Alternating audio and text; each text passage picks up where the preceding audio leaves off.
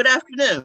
This is Deborah Hearn-Smith with Women's Fund, and I am so delighted to welcome all of you to our conversation today. And with our esteemed panelists, Ryan Bond, Sue Ellspermann, and Tavana Harris Askew, I think you'll be really enlightened and informed with what they are able to share with us today and engage us in conversation. Again, I am Deborah Hearn-Smith with Women's Fund, and I am going to ask each of our panelists to give us about a 2-minute introduction to themselves and their background so we get to know them a little better. From my vantage point, Ryan, you come up first. Thank you, Deborah. Appreciate the opportunity to be here and to speak with you all. My name is Ryan Vaughn. I'm the current president of Indiana Sports Corp, but you may have noticed recently announced that I'll be transitioning out of this role in July, headed to something new, which I hope to publicly announce soon. I'm an Indy guy, born and raised in Indianapolis, Ben Davis High School, Wabash College, IU Law School. I was joking with Lieutenant Governor. I've had a bit of a twisted career on my path. I started off as a prosecutor, went into then private practice, ran for elected office, served as president of our city county council, chief of staff to our previous mayor, Mayor Greg Ballard, and then migrated into a completely different industry of sports about 8 years ago. So I started as the president of Indiana Sports Corp in September of 2014.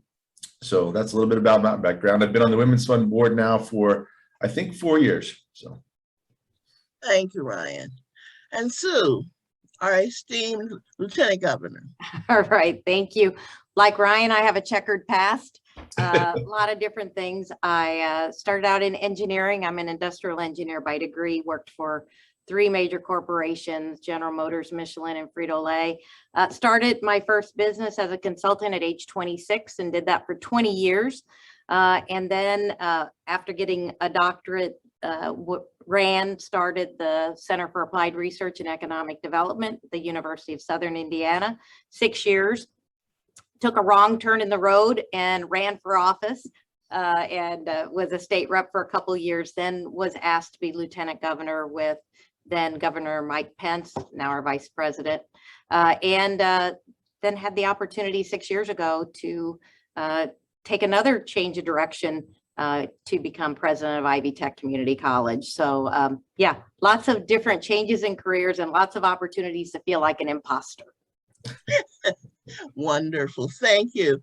And the president of the Women's Fund Board and currently, and one of our top community leaders, Tavana Harris Askew. Hello, everyone. My name is Tavana Harris Askew, and I am currently Chief of Staff and General Counsel at Health and Hospital Corporation.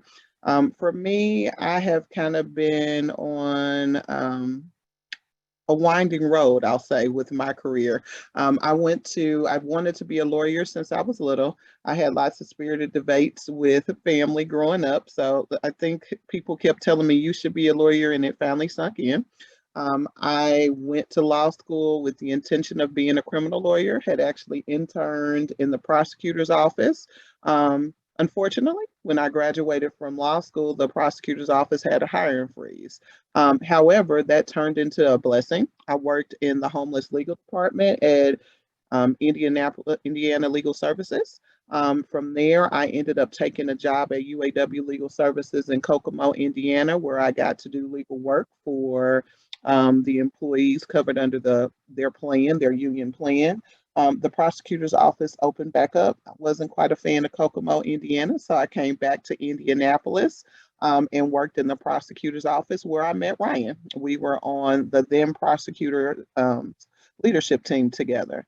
I learned of the opportunity at the city of Indianapolis where they were looking for an attorney who had some corporate law background, some general legal background, but also some criminal background.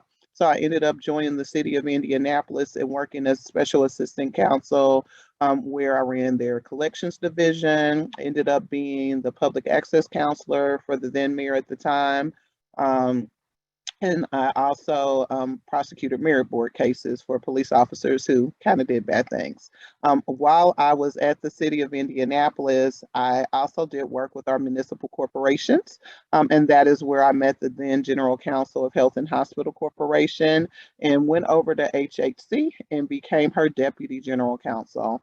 When she left, we had about a year of an interim GC, and I was fortunate and blessed to be able to do quite a bit of work in the legal department. And so I became General Counsel of Health and Hospital Corporation in January of 2012. Doing my general counsel work, I also ended up developing a big interest in the business, where the road winded again for me. And I added Chief of Staff to my title in April of 2015 to the then President and CEO we had there, Matt Gutwein, and I did a bunch of work for him and have helped shape the strategic focus of health and hospital in that role. And so I'm currently still serving in both capacities, and that leads me to where I am today. Haven't ran for office yet, so apparently, according to Ryan and Sue, I need to knock that off my bucket list. Okay, I'm campaign manager. I think that all our participants can be truly impressed by the career paths that each of you have had, and it really highlights our discussion today about the imposter syndrome, because we know that whenever your path changes, your knowledge level goes down again and you have to learn some more. And so that's a real time for change for any of us. So my first question is, how do you define the imposter syndrome? In your own words, what do you say we're talking about? What is this syndrome? And again, Ryan, just because of the way my screen is, we'll start with you. Or anyone's free to jump in. But Ryan? Yeah, I think, for me, it's probably important to define it and distinguish it at the same time. As I've come to learn from talking to folks and even doing a little research, the imposter syndrome is a thing. It's a clinical diagnosed, basically suffering of doubt, very different than sort of the self-doubt we all share, right? I mean, we're all insecure at moments. We're all doubting whether or not we're going to be successful in whatever endeavor we're doing, and that's part of what motivates us. I think the imposter syndrome is sort of the next level up of that. It's sort of a neurosis, a constant sort of paranoia that you're going to be exposed as a fraud, even though you're eminently qualified to do what you're doing, whether it's through degrees or past history that's given you, all it takes to be successful in whatever you're doing. And it's that constant fear that you're not going to meet that expectation that consumes your energy and sometimes can manifest itself into being true because you've sort of spoken into it existence. And so that's, I think, is the difference between the full-on syndrome and its negative implications, and then some of the things that we all feel in our own daily lives, professional or private. Thank you. Very well said. Sue?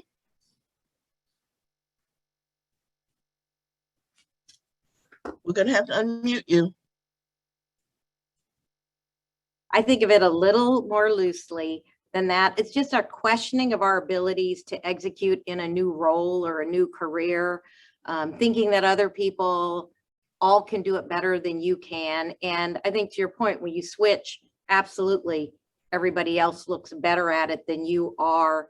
And that questioning makes it, for some, and I think for women often, we're maybe more susceptible to that questioning because we have a high standard of what we think we should be instantly good at everything we take on. And in a new role, that just doesn't happen. And to Ryan's point, it can affect your psyche and your ability to learn and lean in and feel confident about yourself in the role. Great. Giovanni, you want to add to this? I just add something very simple. I think for me, imposter syndrome is simply having a fear that the seat that you have at the table doesn't belong to you. And that it's somebody else is supposed to be in that chair, somebody else is supposed to be in that meeting, somebody else is supposed to be leading that conversation, and that even if you're at the table when somebody calls on you or it's your turn to contribute to the conversation, you feel like whatever you have to say isn't valuable isn't meaningful and won't be useful. And so, and you consistently doubt yourself and your ability to contribute to the project or the thing or the business or whatever you're working on to make it successful. Exactly. Thank you so much. Now, let's take it a little further. Now, as Ryan said, sometimes it is a clinical diagnosis and it really is severe and needs intervention. But a lot of times it's just that sense of a stage in our life or a stage in our career where we may call it more of I lack confidence, I'm not worthy, I don't deserve this. So the syndrome can be a temporary or a reoccurring feeling as we go through many stages of our lives. So I want to talk about if you can share any time when you may have felt that way. I'll share a quick example for myself, which may or may not be a good one, but it's sitting at tables and making decisions and functioning in one stage of life. And for me, it may have been work. But I sit there and think, I bet everyone else here has a made bed, a clean house, groceries on the table, dinner done, and the children are all honored students. And mine was falling apart. The dog was chewing the things up. I couldn't find my keys this morning. So I felt like I was the only one at the table whose life only looked good.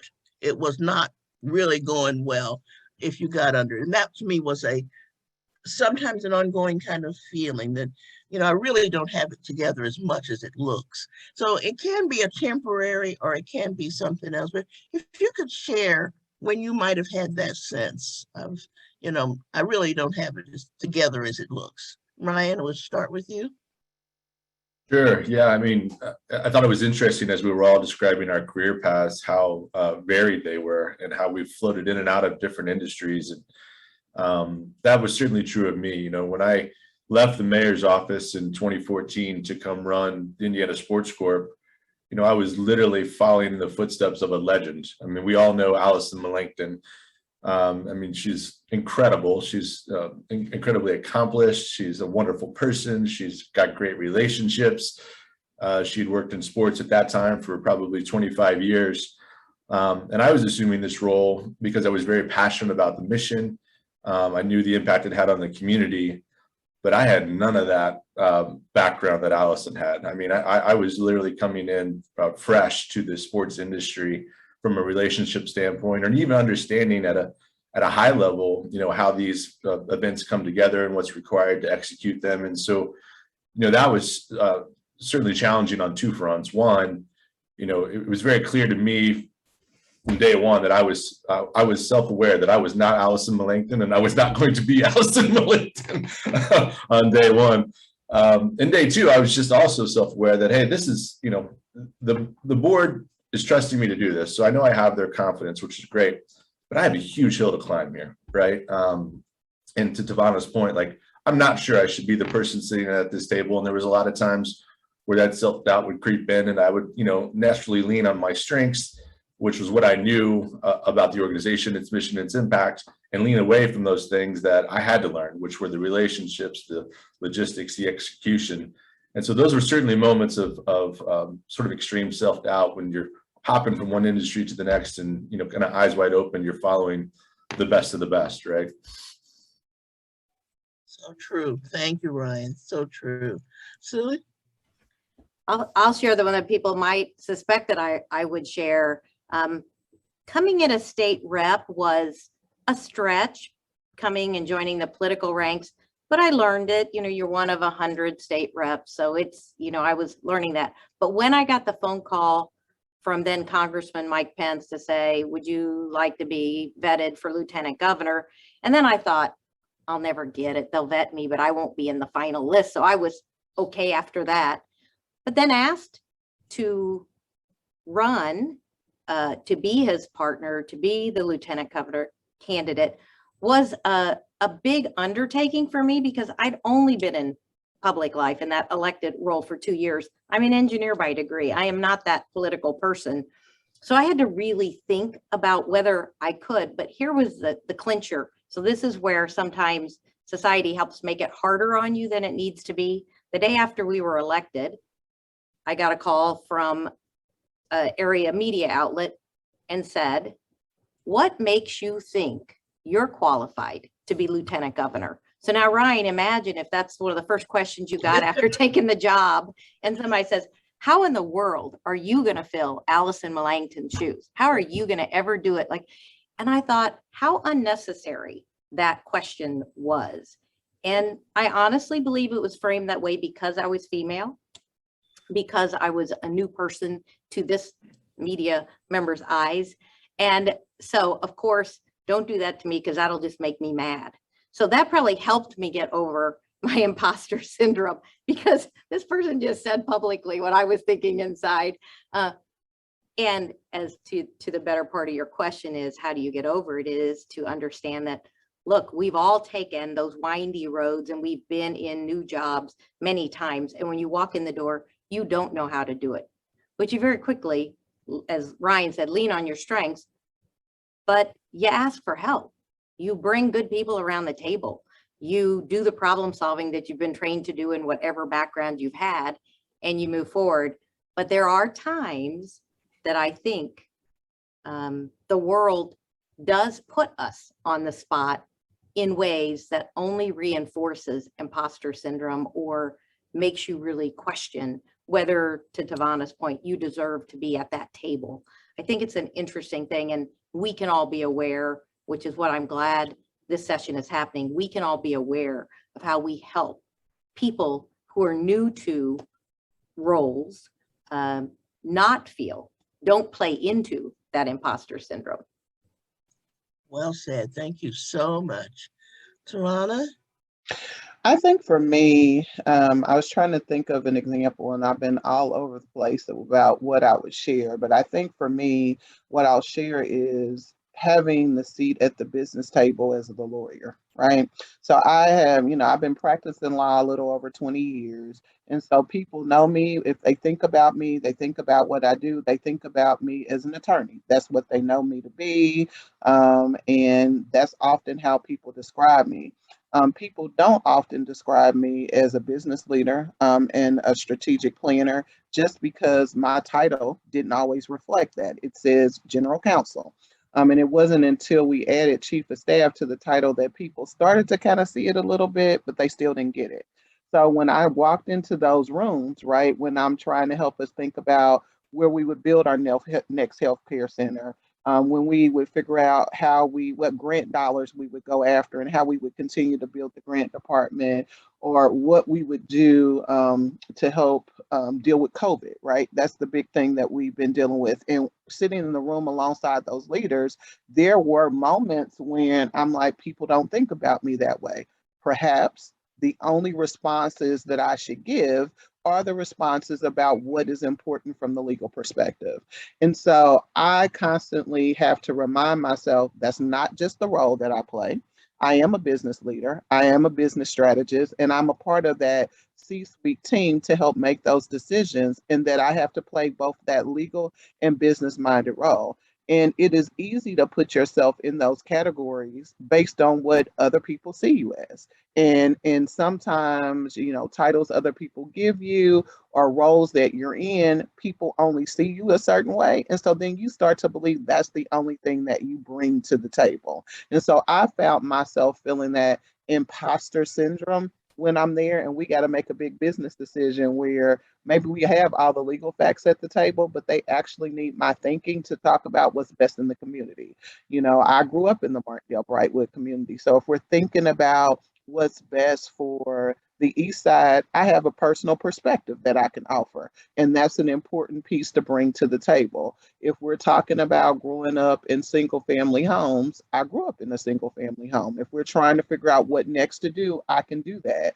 I've helped look at our finance statement, so I can contribute to the conversation about what we should do from a budgeting perspective or what we could do to increase revenue. And so I found myself sometimes forgetting that I have all those skills and all those experiences and all those expertise and say, let me just be the lawyer, because that's what people expect me to be. And that's what they initially sometimes will look towards me to do. And even the reason why I've been invited to the room. And so sometimes I get there and I'm like, okay, what role am I supposed to play? And so I have to step out of what is comfortable or what people sometimes expect of me and be able to offer a comprehensive perspective that often makes things better. And so, and fight that imposter syndrome, because there's a tendency sometimes to be quiet. I try not to speak unless I have something that's useful to say, but that imposter syndrome sometimes is to be quiet unless there's something extra meaningful to say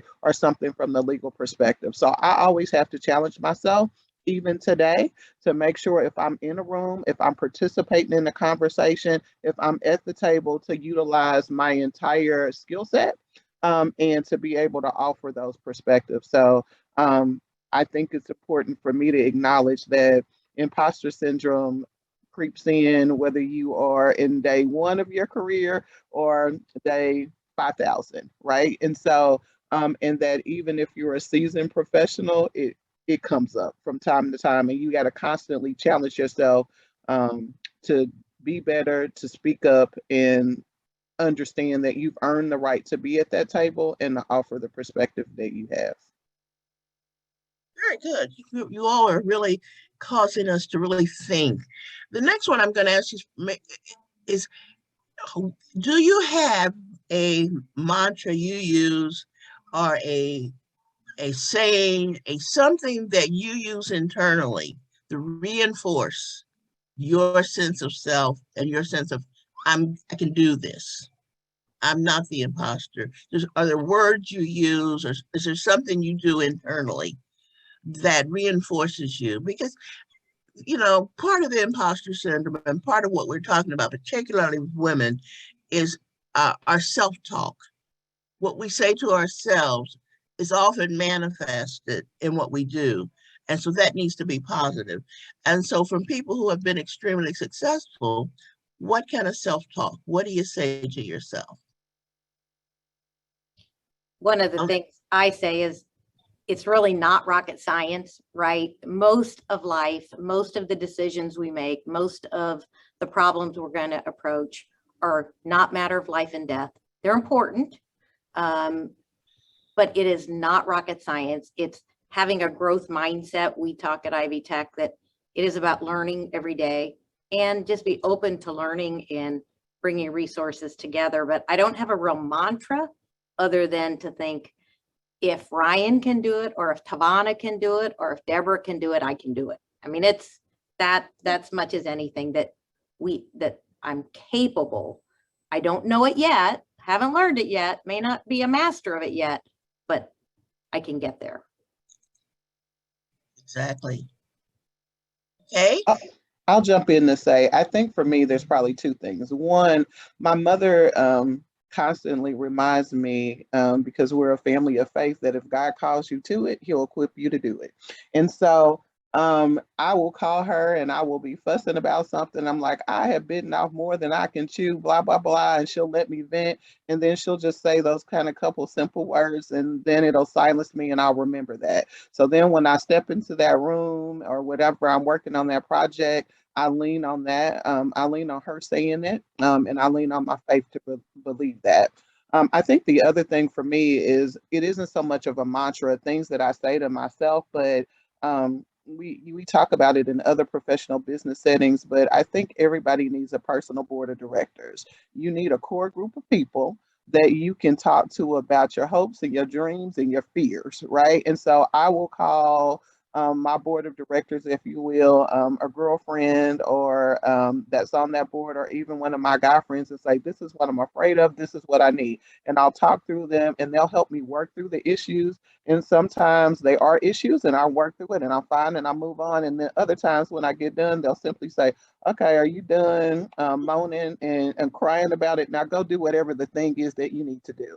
And you need that sometimes. So for me, it's not so much about a mantra. I need people to work through the problem with, and then I need some people sometimes to just tell me, frankly, you're being silly. You could do this. You already knew what you needed to do before you called. Now go do it. And so I think those are the two things for me to help me get things done. Great. Yeah, I like to focus on, I like to tell myself frequently, get some perspective, right? So this is, Sue mentioned this in her comments, but it's, 99% of the time in my career, the decisions I've been making have not been life or death, right? And, your problem solving issues that, frankly, if you're unsuccessful on, likely you'll get another shot or a chance to correct it. And the risk of failure is not nearly as great as you probably thought it was at the very beginning of this. And so sometimes that just calms me, really, just to say, like, what I'm doing is important and needed, but it is not, the end of the earth, right?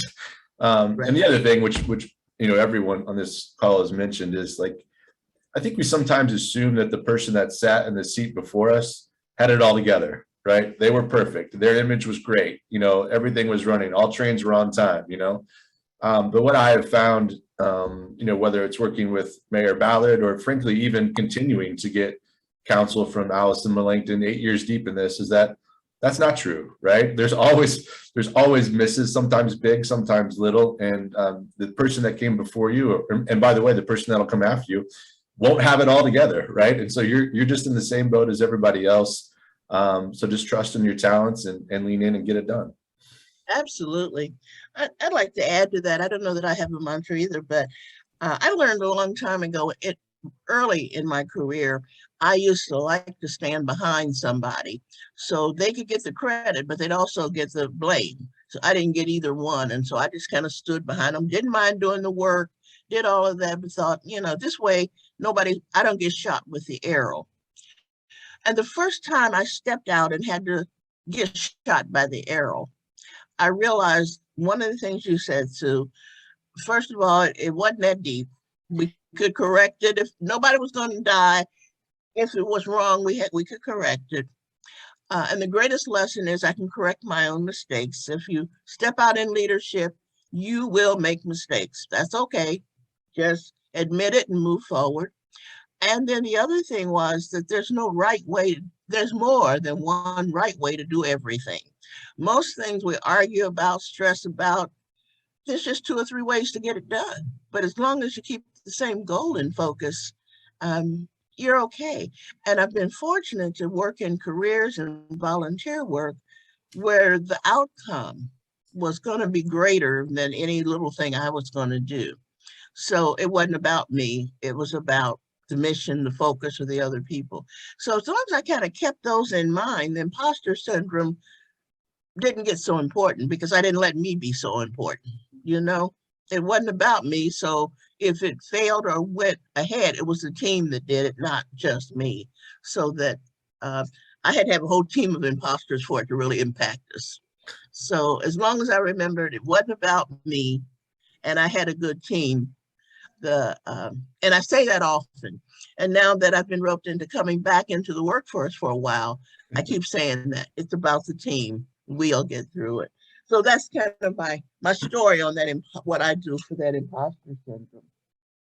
But in our roles, in all of our roles, we've had the opportunity, and I call it an opportunity, for mentoring others, for helping the people around us achieve more and be more. But we know that when they hit that imposter syndrome, how do we help the people around us through that roadblock? Because I always believe it's important that we are grooming leaders, people who work with us, for us, and by us. So some suggestions on how do you help other people get through the block? Yeah, so I certainly look for opportunities to encourage, particularly women, and it's not to exclude, because absolutely, as Ryan said, men feel this too, but many women tend not to apply for that next big job because they don't feel like they hit 100% of everything on that job description. So number one is to encourage those that either work with me, work around me on other boards, or that work for me to apply for that job with no guarantee they're going to get it, but knowing that look, you got to have at bats, from a sports metaphor. You're not going to get every job you apply for, but you got to get up there and take a swing at the ball and then learn from each one. When I went into higher education, had my doctorate, I got invited to apply twice for faculty positions, which I really wanted. I was ready to go. I'd been in business for 15, 20 years. I was ready to go into academia. I didn't get either of the jobs that I applied for. I was like, well, they asked me to apply and I still didn't get it. But the best thing that happened was 6 months later, when the Center for Applied Research was going to be stood up at USI, and it was the perfect role for me, the perfect job. But actually having applied for those previous two got me ready, got me in the mindset, got my resume refreshed, got me thinking about what do I really want and what do I bring to the table. And I think, so that's half of it. You're not guaranteed you're going to get it, but you need to get up there at the plate and swing at the ball. And then be willing to take feedback. If you don't get it, that doesn't mean you're a terrible person and that you're not capable. You just got it. That wasn't the right, to Tavana's point, God has a role for everyone, and that one just wasn't the one meant for you. And keep going. So that's a piece. Inside now, I know I have to be careful because I'm president of the organization. So when I tell people to apply for the job, they may think they have it. But still to encourage them and still to say, look, I'm not guaranteeing you'll get it, but I think you have a lot of the attributes. If you're interested in it, go for it. Or if they ask me, should I apply? Let's talk about it. What do you have? Put your name in the hat. The worst thing that can happen is you're not going to get it this time, right? But it has to be the growth mindset that we all exhibit. And as a leader, it's really important for me not to discourage, unless there's a really compelling reason that I think there's some development that person needs before they do it. Mostly it's error by applying, not by not applying or waiting. Don't wait for people to ask you. Go ahead and pursue it and have that as the way we approach it. Absolutely. Absolutely. Good points. I think one of the most important things we need to do, we all lead organizations of different capacities and size, but the first step I think is just to really pay attention to the room. Like who's pulling a Tavana, who's super talented, but more quiet than they should be. And why is that? And then go to them and connect with them, right? Like who has much more to offer because from their work product or you've interacted with them personally that in this situation just didn't participate for one reason or another, and try to figure out what's the reason behind that. Are they nervous about that? Are they doubting their own capacity? And then how as a leader do you create an environment where they feel comfortable contributing? I think that's been a real growth area for me in this role over the last 8 years, is just really trying to connect more deeply with the talented people on our staff or who we work with to understand and make sure that they feel comfortable engaging. Because a lot of time that fear, that self-doubt is frankly stronger than the courage it takes to sort of put yourself out on a limb. But if they know they have an ally, right? If they know the president or the boss, their supervisor is paying attention and wants more from them, it creates a space where they can contribute. I think that's really helpful. And then the second thing I always try and do when I feel like someone's struggling to have the confidence to move to the next level is what are their strengths? And then how do I give them an assignment or an opportunity that caters to those strengths, right? So if you're a great writer, here's what I need. If you're a great public speaker, here's what I need. If you're wonderful at graphic design, really lean in and give them opportunities in areas where they're comfortable, as opposed to sort of pressing them in other areas where they may not be.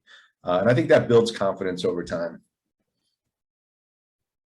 Exactly. Thank you. So I'll jump in to say a couple of things. I think it's, to Ryan's point, you got to create a space for people to express themselves. And so if you are individuals that you recognize are talented and they aren't contributing as often, you create a space for them to express themselves. So there may be a project that you can pull them in on if they're working with you and your team. You may be on a nonprofit board, like all of us are Women's Fund Advisory Board members, and you ask them to serve on a different committee or in different capacity. And so if you create a space and you encourage them to be in that space, then they'll be comfortable with that expression. I think that one of the other things that I've done over the years is, and that I think has been helpful to me, is having conversations with people about what it is that they want to do, and helping them find ways to do that. One of the things that I found is if, we talk about what you're interested in, if I know something, I can impart, some wisdom on you. And sometimes if you know something, then you can impart wisdom on me, and recognizing that sometimes the help isn't, it goes up and it comes down, right? Like, so you can get information from somebody who that could be useful for you to get you out of that imposter syndrome, or when you're helping others, when you're talking to an individual that's a senior level manager, they may be able to tell you what their career path was, their role, and they can give you some important information. But if you're also interested in applying for an opportunity, it may be somebody in a lower level role who's been their special assistant or worked a real long time in the department, who may not be in a leadership role, but really has been a devoted member to that organization. So they understand how it works. They've seen change happen in the past, so they can tell you what's worked and what hasn't. And so those may also be individuals that you can talk to help you get past whatever stage it is that you're working on. But I think, just talking to people, creating a space for them to be, to get past whatever their issues are, and encouraging people to apply. Like Sue said, sometimes, the only things that's going to happen from your life that's going to change if you get a no is that you're going to end in the same place that you were before. Nothing substantially different is going to happen. And that's been something sometimes that's been difficult for me to even remember to explain. Ask for what you want, right? Like, get past that step. If you can't get it, they may say, well, I can't give this to you, but here's another way to get this done. Or, I never even thought about you for this opportunity. Sure, let's talk about it. Or they may even say, well, we're far down the line with this opportunity or this person, but here, have you ever thought about this? But you can't get past that place. I always tell people, you can't move to the next level if you don't request what it is that you want, if you don't make some sort of expression. And so, like Sue said, she applied for 2 opportunities, didn't get those, but she got ready. So I've told people over the time, how many of us have been in our careers for, some of us 5 years, 10 years, 15, 20, whatever. When's the last time you made a resume, right? And so, when's the last time you updated your cover letter skills? You look at it and you realize, you look at your flash drives, and might then, and from thinking about old time, it might be on the CD, right? Or a floppy disk or something, because it's been that old. Once you get an opportunity, you don't think about what you have to do. It takes you back. I tell people when I'm trying to help them through that imposter syndrome, let's go back to when you first started your career and they told you to write that 5-year plan or that 10-year plan. What did it say? And they're looking at me like, what? Because I thought that was something I was just supposed to do in class to get that grade. And I'm like, no, it's time to dust it off. This was the reason why you wrote it. Take a look at it. Are you doing those things? Do you need to add to that plan, and what do you need to do different? So when I challenge individuals to think about what it is that they wanted, and what it is that they want to accomplish, that tends to help focus them.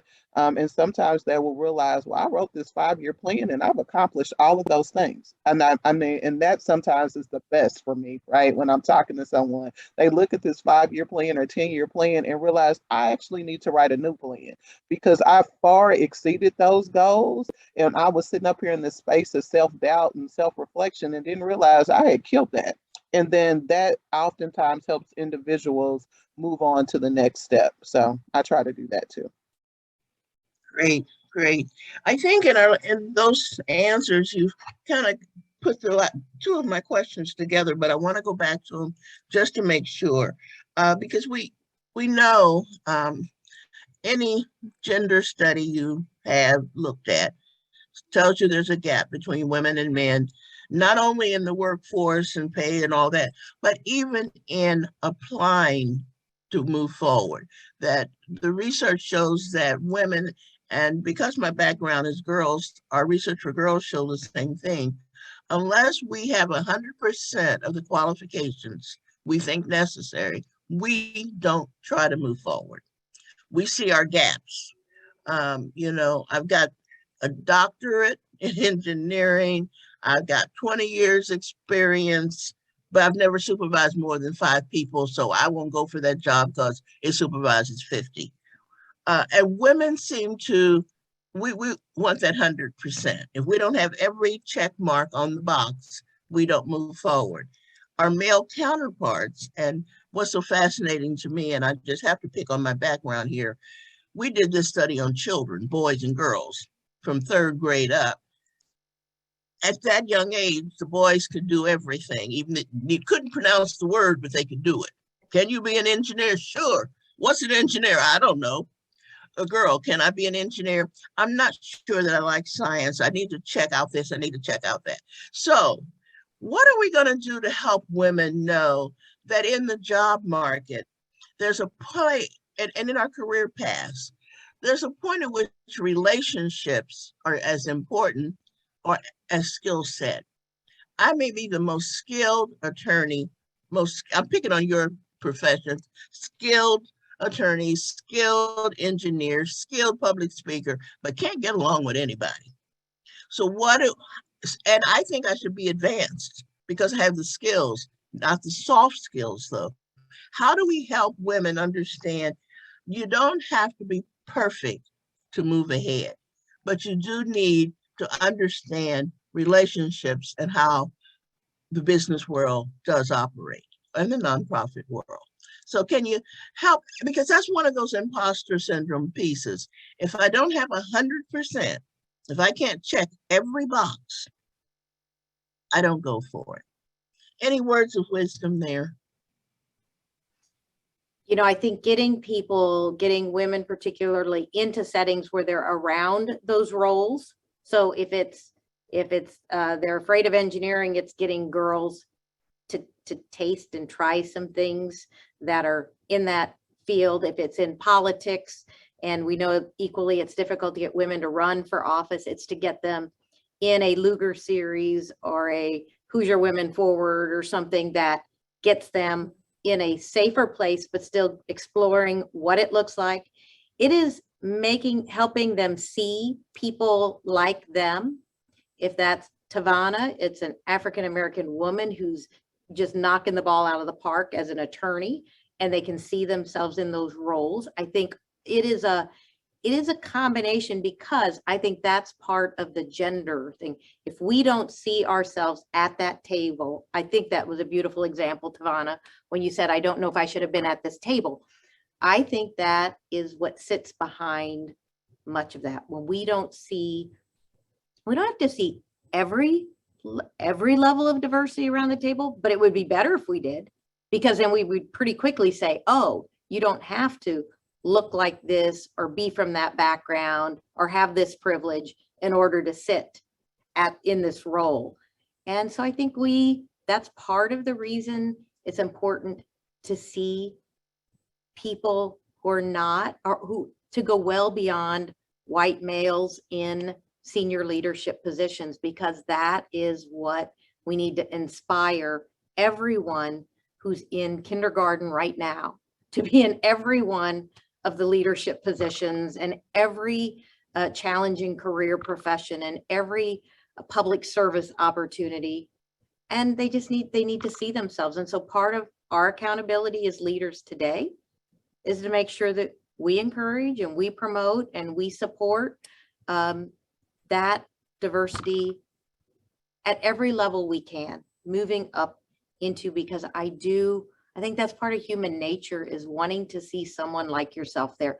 It took me, and I'm thankful for being at Purdue, where there were 1,000 other women engineers, just a few years older than me, but I could see them. I wasn't a weird duck. And I think we want to feel like we have others that, and when you've done that a few times, it gives you the confidence to not have to have other people like you there, to be willing to be the first one. But it is, for many, it's to me human nature. And I think we as leaders all own the accountability. So I'm thankful for the Women's Fund. It's why I support all the efforts to eliminate gaps in equity, because we all want to see ourselves in these other places and we want them open to all. And it is legitimately tough when you don't. Absolutely. Absolutely. Thank you. Any additional comments there? I had an interesting learning this morning. We actually hosted a diversity and tech panel in partnership with the NBA 2K League this morning. We had about 80 folks there, and we had a really talented panelist. And this topic came up. This very specific topic came up, and Dr. Anna at TechPoint made some really interesting suggestions. She said one of the challenges that we as leaders need to face and kind of closing this hurdle is how are we actually presenting the opportunity? For so long, even just assembling job descriptions, the language used, the criteria used, the way it's presented speaks more towards men than it does to women. And so that in and of itself, just the structure of the opportunity and how it's presented automatically sets, some gaps that we need to rethink how we're filling that. And that was eye-opening for me, candidly, not something I had thought about, but something that, I'm committed to looking at here for sure. The second thing was how we go about hiring for those roles. Let's say we've crafted the perfect opportunity that appeals to multiple people.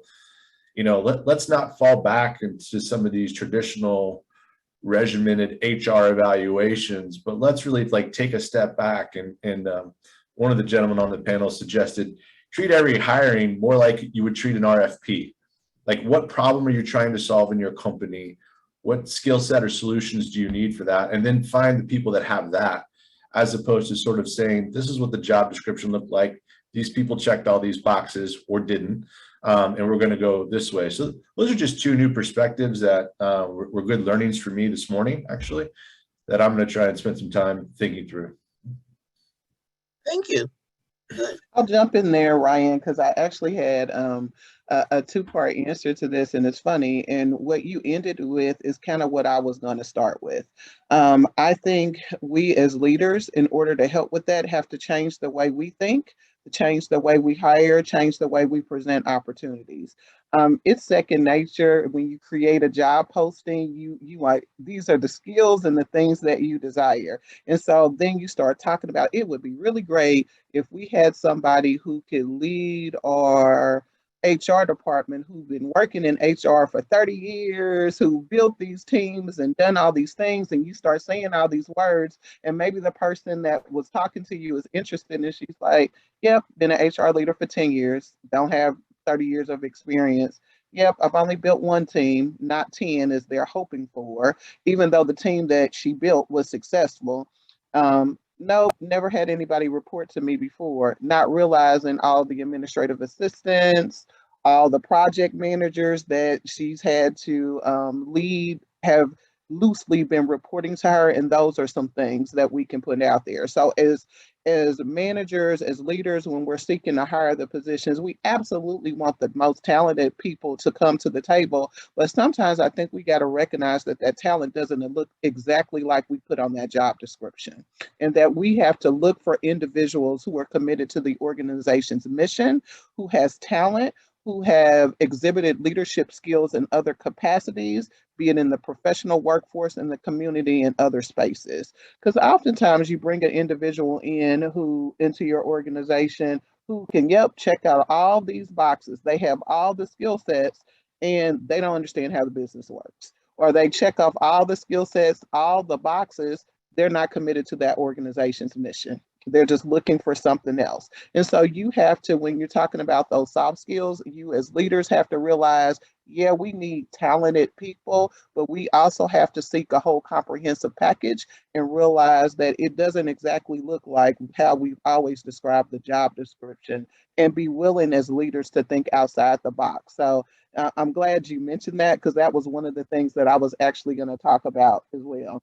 I think we got to learn too to get women to apply for those roles to be allies, whether it is our, and in particular, our male allies. If you notice, Ryan is on the Women's Fund Board and he's a male, right? And so, we always say we're for women, but we're not against men. And I think that we have to recognize that we have to appreciate the entire diversity of our community and be able to work together to increase what that diversity looks like.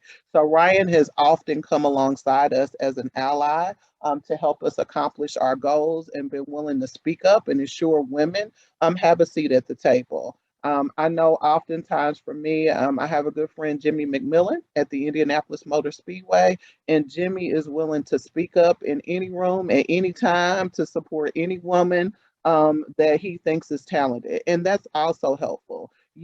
So having people, whether they're male, female, a mentor or a sponsor, who are willing to say your name in a room when you're not present, even if you don't know it's being said, is incredibly important. So when, I talk about developing that personal board of directors, sometimes you got to have mentors and sponsors who are willing to go to bat for you, who are willing to say your name in the room, who are willing to hear about an opportunity that you may have never heard about, and will call you up on the phone, send you a text message and tell you about it, and tell you, this is why I think you should apply, and for you to do that. I think, organizations like Women's Fund, getting involved with Leadership Indianapolis, trying to go through LEAD or the SKL program. United Way has a leadership program, going through those programs so you can better understand the skills you have and develop those skills are important. I know at Women's Fund, we're also looking at developing an Executive Women of Color leadership program so that we can better help women of color who are already on the management track understand the extra skills that they have or need to get in order to make it into the C-suite and make those connections with individuals who are in the leadership and hiring roles so they can get them that seat at the table.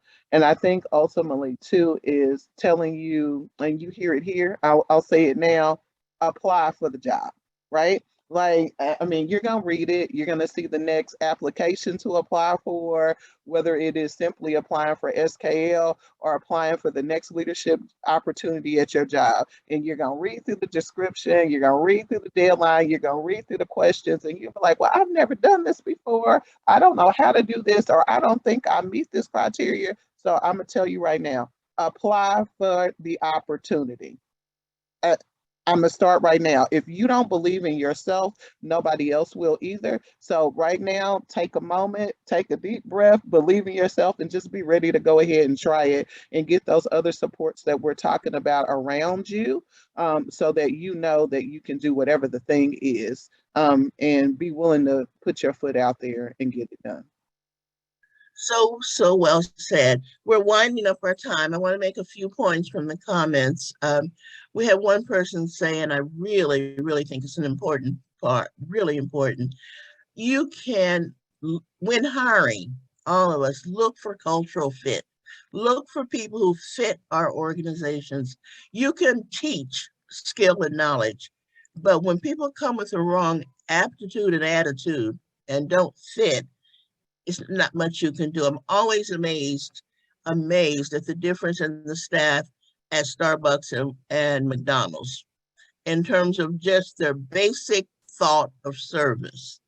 It's just like night and day. And that's not taught. That it's a hiring screening that one comes in with a mindset of whatever you want, and the other one is, this is what we got. So it's interesting. I want to also point out the Women's Fund Board and the Community Engagement Committee who put this together. They are a fabulous group of people who really have their pulse on what's going on in the world right now for women. And I commend them for engaging us in this conversation. That's really, really important. I'm trying to kind of go through the comments to see if there's anything else we need to say. But it's really, really, really critical that we continue to look at the gaps that are in our own community for women, and how we as Women's Fund and as a total community address those gaps, discuss the uncomfortable things so that we can move toward consensus. This is just an important subject. I also wanted to just kind of highlight, Devonna, you were there yesterday. I don't know, Ryan, if Sue, and if you both were there at the Urban League luncheon yesterday, because when he talked about the grain of our community, I thought about the fact that one of the things too that's incumbent upon us is to understand that the workforce has changed and that we're not in the near future returning to 9 to 5, everybody sitting in a cubicle with their head in the sand, that this hybrid way of working is really with us for a while. And we're going to have to adapt to that. The people who come to us looking for work now are not looking to come and sit in our offices 5 days or 6 days a week, 12 hours a day to the grindstone. And it's incumbent upon us as we work with women, particularly in this imposter syndrome. There are going to be women who have been out of the workforce or part-time in the workforce for the last 3 or 4 years for family reasons, who are going to think their skill set is not up to par because they had to leave the workforce. That's another part of that imposter syndrome. Just because I didn't have a job doesn't mean I didn't get some really, really important skills. So that's another area I think we need to kind of look at as we move forward for women and closing the gap. As we go back into the workforce after the pandemic and inflation and all of those things, that women will assume the imposter syndrome because they've been home for a while teaching 4th grade to their children or taking extra time for daycare. So I just point that out because with the aging population, the returning of women to the workforce, having not been out by choice, we at Women's Fund need to always stand in the gap and know where the gaps are. We probably have a minute if there are questions. I have lots of good comments about things. Are there any questions? Anyone want? Jerry, I don't see any. Can you let me know? I don't think I see any questions, Deborah, but I'll say this as we kind of wrap up. I think you heard comments from all of us about how we handle things and what imposter syndrome is and how we've helped ourselves and how we've helped others. I think it's probably pretty important to say that no matter if you're at the start of your career, in the middle of your career, or end of your career, some form of imposter syndrome sinks in for all of us. There's sometimes a level of self-doubt that sinks in for all of us, especially when you're getting ready for whatever that next opportunity is. It's natural. So understand that it's okay, it's natural. And you just had, we've talked about the different tools and techniques today, understanding that you have a right to have a seat at the table and to sit down, and it's okay. Understand all of that. It is, if you're experiencing it, we've experienced it too, may even experience it again. Life sometimes throws you a curveball and you run into imposter syndrome or something else, but know that you're fully equipped and capable. And if you use the tools that we talked about and others that you have to get past it, you'll be just fine.